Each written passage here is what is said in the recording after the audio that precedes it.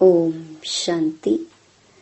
1 जून 2024 बाबा के महावाक्य। मीठे बच्चे, तुम सब आपस में रूहानी भाई भाई हो। तुम्हारा रूहानी प्यार होना चाहिए।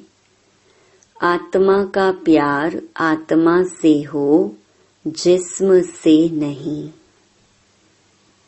प्रश्न, बाप ने अपने घर की वंडरफुल बात कौन सी सुनाई है? उत्तर, जो भी आत्माएं मेरे घर में आती हैं, वह अपने अपने सेक्शन में अपने नंबर पर फिक्स होती हैं। वह कभी भी हिलती डुलती नहीं। वहां पर सभी धर्म की आत्माएं मेरे नजदीक रहती हैं। वहां से नंबरवार अपने अपने समय पर पार्ट बजाने आती हैं। यह वंडरफुल नॉलेज इसी समय कल्प में एक ही बार तुम्हें मिलती है।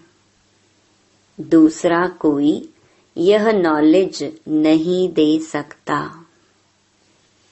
ओम शांति। बाप बैठ बच्चों को समझाते हैं।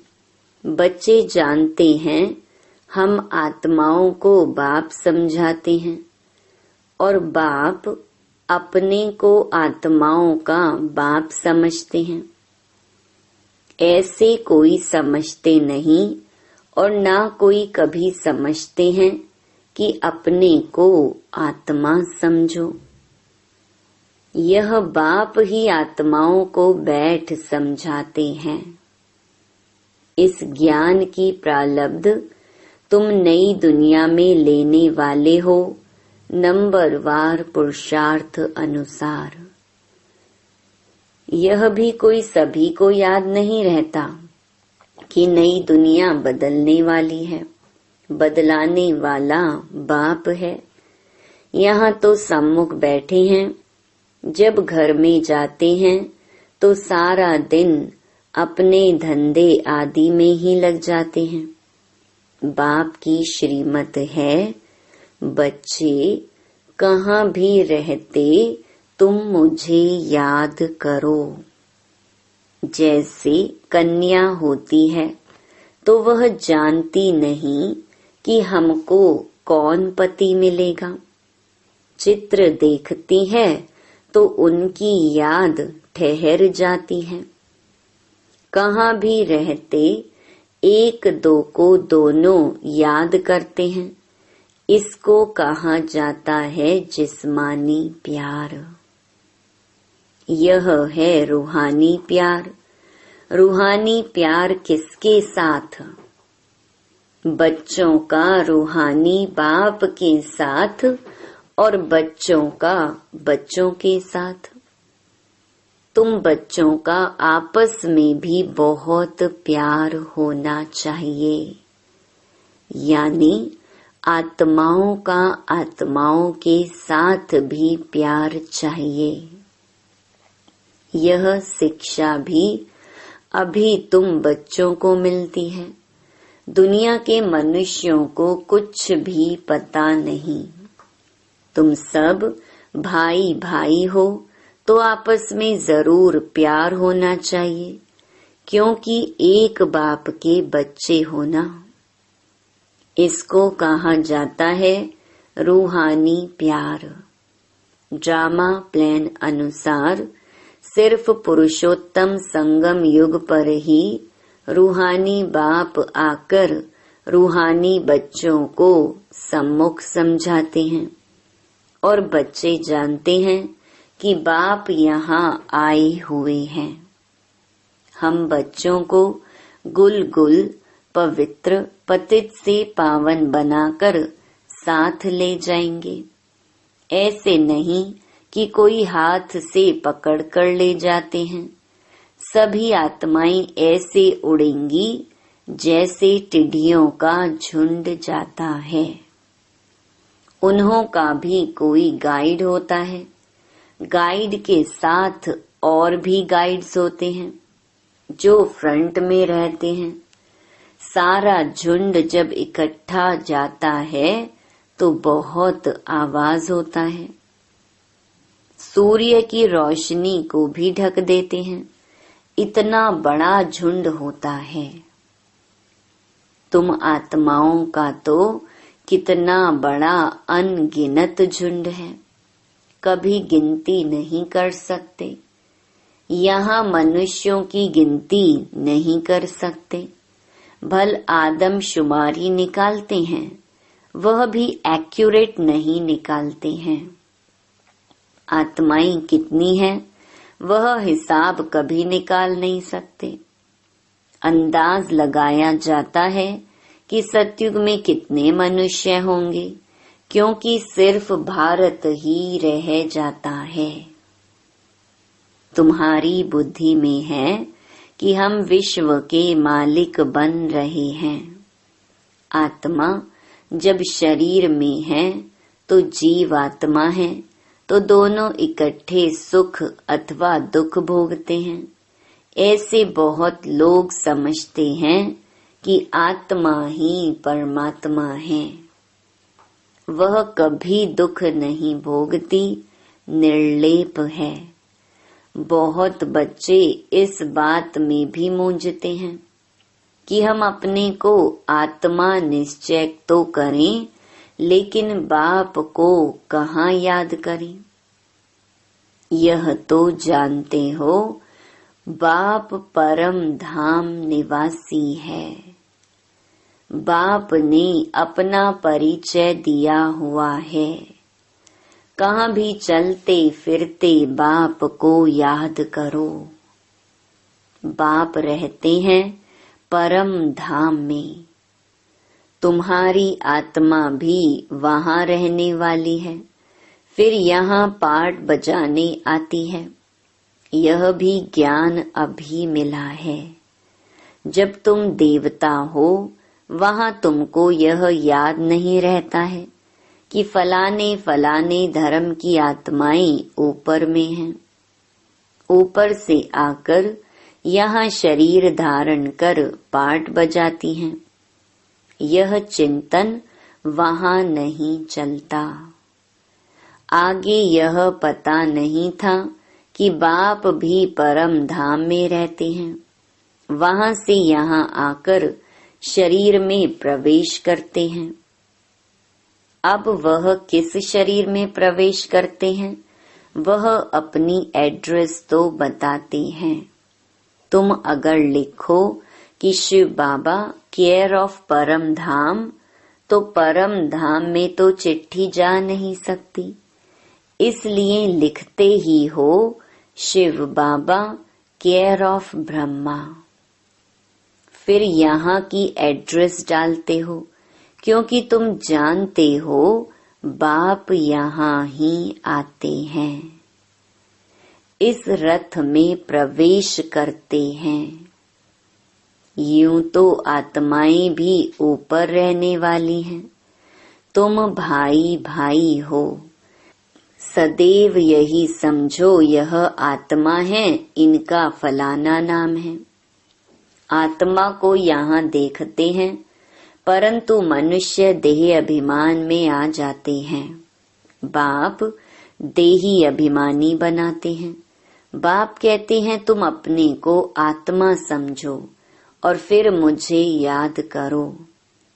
इस समय बाप समझाते हैं, जब मैं यहाँ आया हूँ, आकर बच्चों को ज्ञान भी देता हूँ।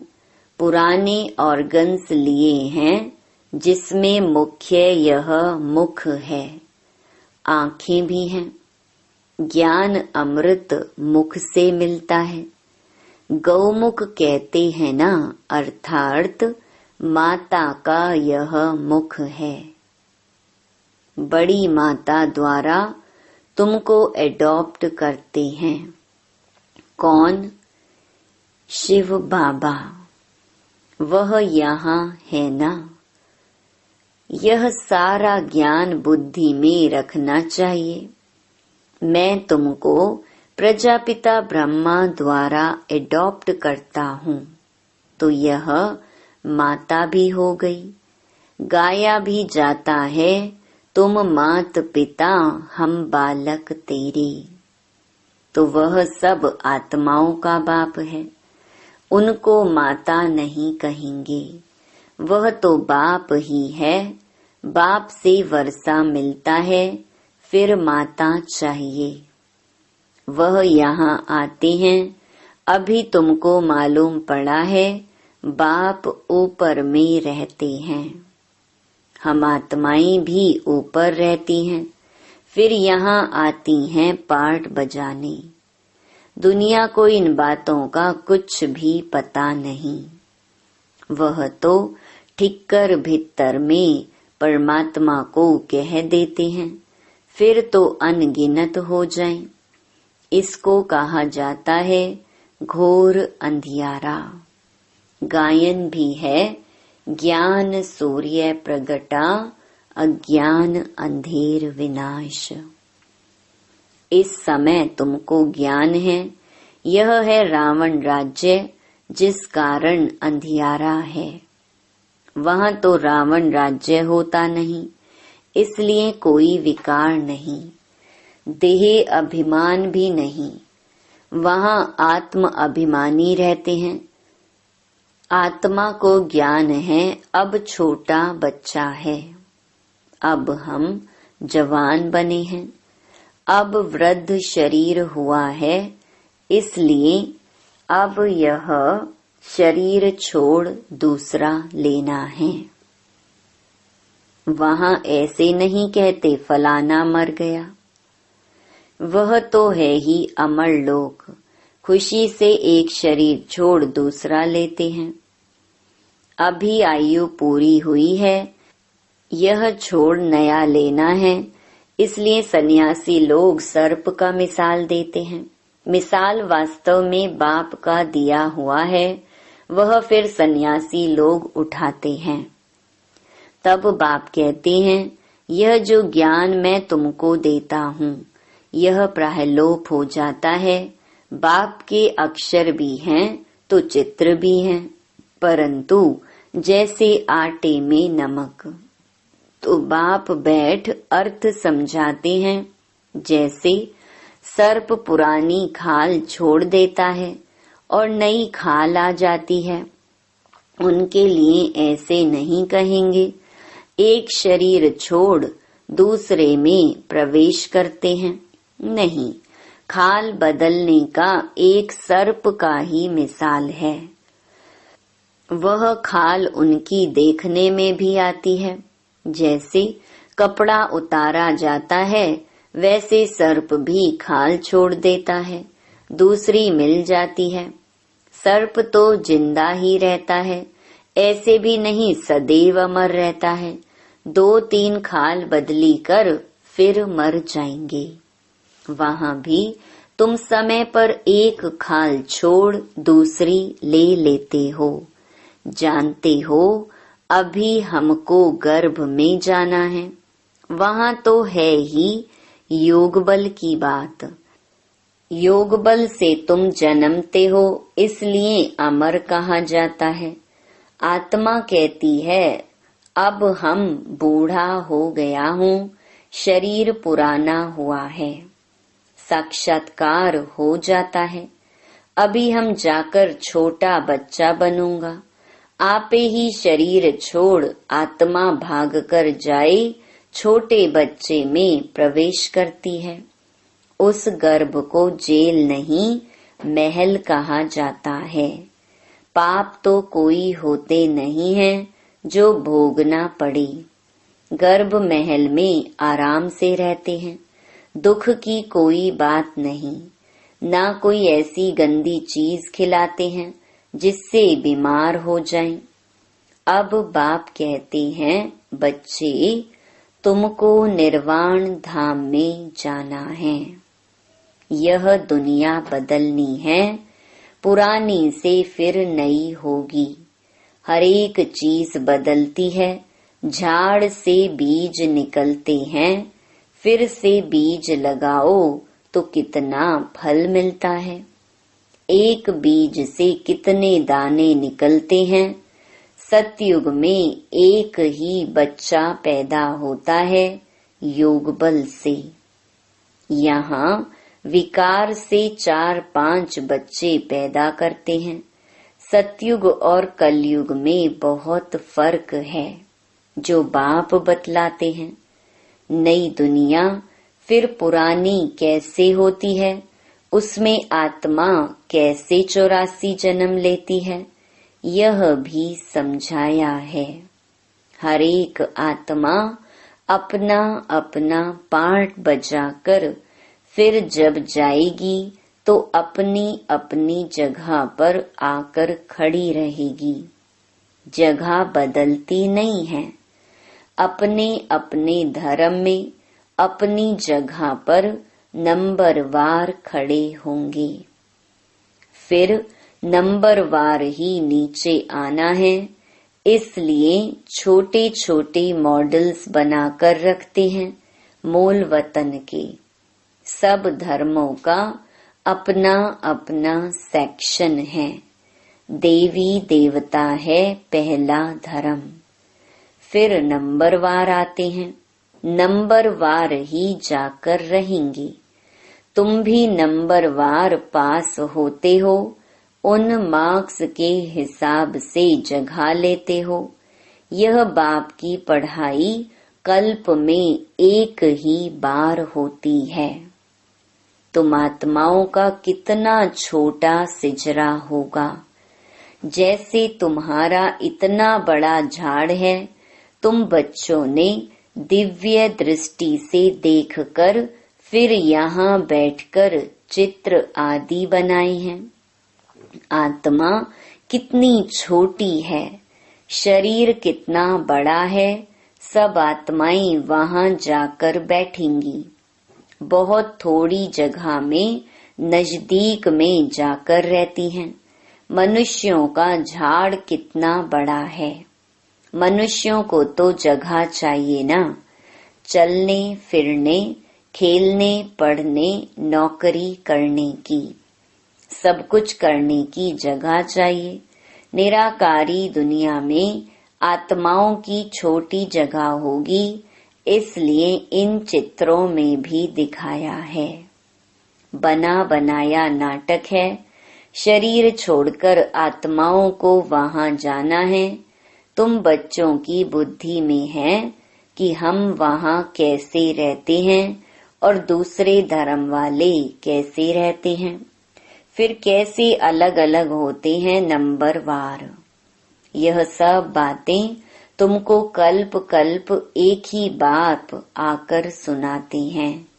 बाकी तो सभी हैं जिस्मानी पढ़ाई, उनको रूहानी पढ़ाई नहीं कह सकते हैं। अभी तुम जानते हो हम आत्मा हैं। आई माना आत्मा, माई माना मेरा यह शरीर है। मनुष्य यह नहीं जानते। उन्हों का तो सदैव दैहिक संबंध रहता है। सतयुग में भी दैहिक संबंध होगा, परंतु वहां तुम आत्म अभिमानी रहते हो। यह पता पड़ता है कि हम आत्मा हैं। यह हमारा शरीर अब वृद्ध हुआ है, इसलिए हम आत्मा एक शरीर छोड़ दूसरा लेते हैं। इसमें मूंझने की भी कोई बात नहीं है।